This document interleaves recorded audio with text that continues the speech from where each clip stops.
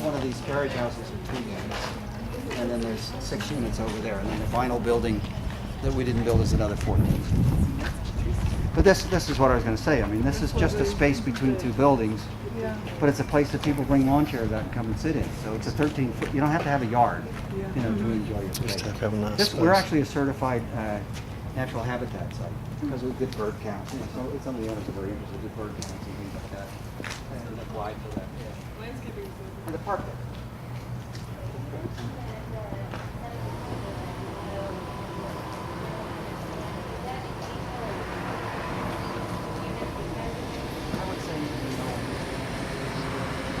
No one has expressed that love so just enjoy it. Literally the kind. The one thing they don't enjoy, and we haven't figured out how to do this, HVAC system is so complicated that controlling, I don't know if you've highly sophisticated, very programmable. Oh, so is the lighting system, I'll tell you that too. So that's been a bit of an issue. They're designed for engineers, not necessarily for homeowners. So switching from hot to cold as the seasons change can sometimes, you have to call the HVAC contractor to do it. That's not a great thing. And these buildings, we couldn't get acceptance for fluorescence. In 2005, they were still the ugly fluorescent color and they didn't dim. And even though we wanted to be 100% fluorescent, we just couldn't get acceptance for it. So instead we put in control systems. Every switch, every light comes to a control panel. And nobody knows it, but you can only go up to 80%. So the light level and the incandescence up to 80 cents saves most of the energy that the light bulb wastes. So we got.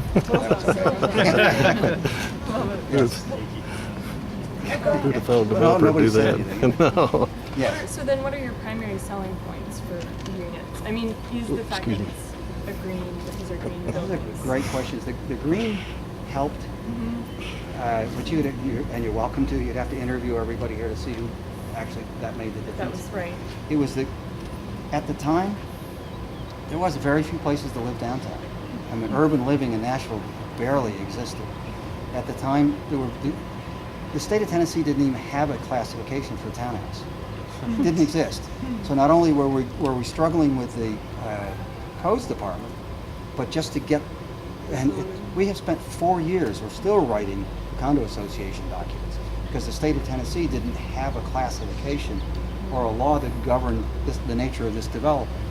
And what made it even more difficult is it's mixed use. These bottom spaces, that's an interior design office, that's an architect's office. This was designed to be retail office as well as residential.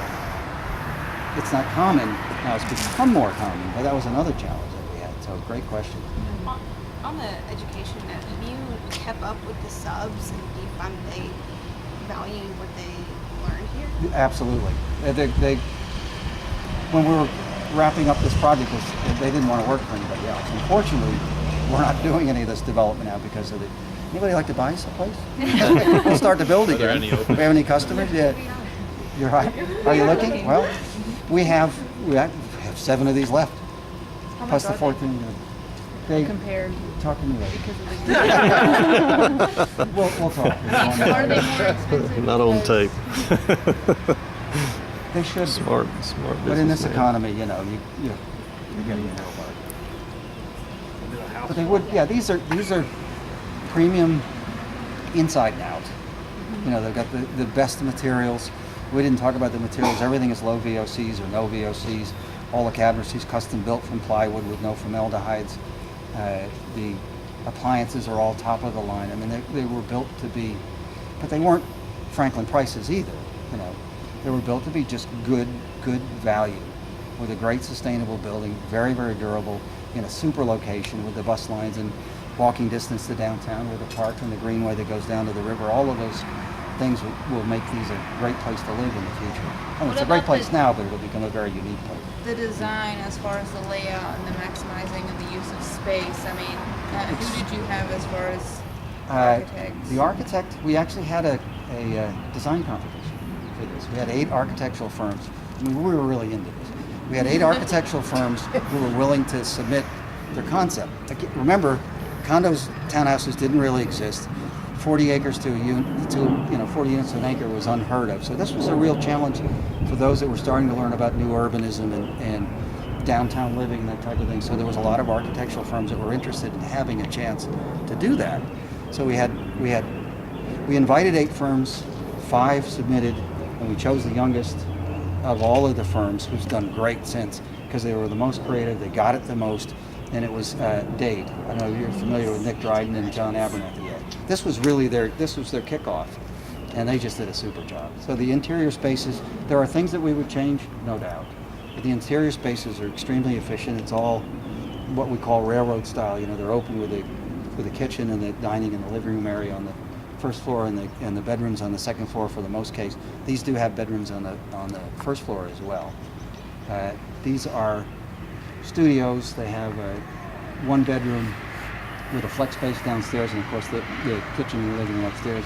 These are 890 square feet. The other ones over there, we made some modifications to. They're like 1,020 square feet, not including the garage.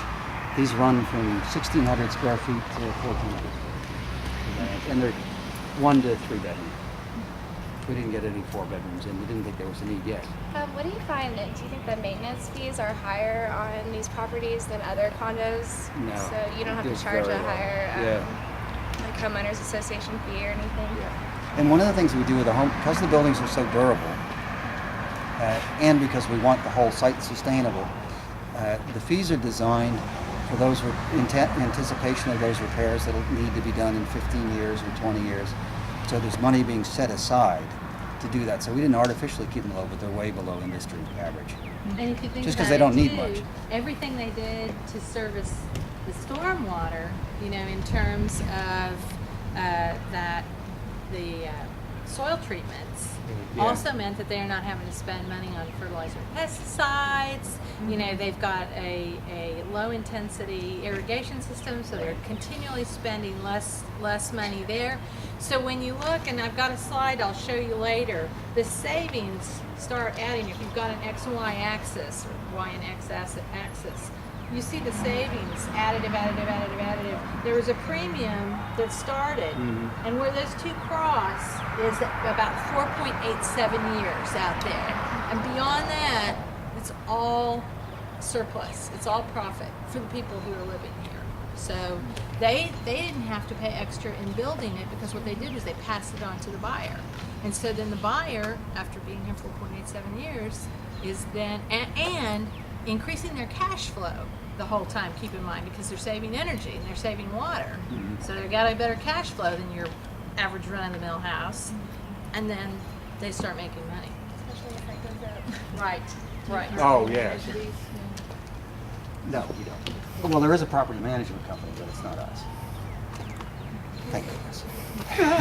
Well, Skip, thank you so Oh, you're much. very welcome. Thank you. Yeah, great. As always. Thank you.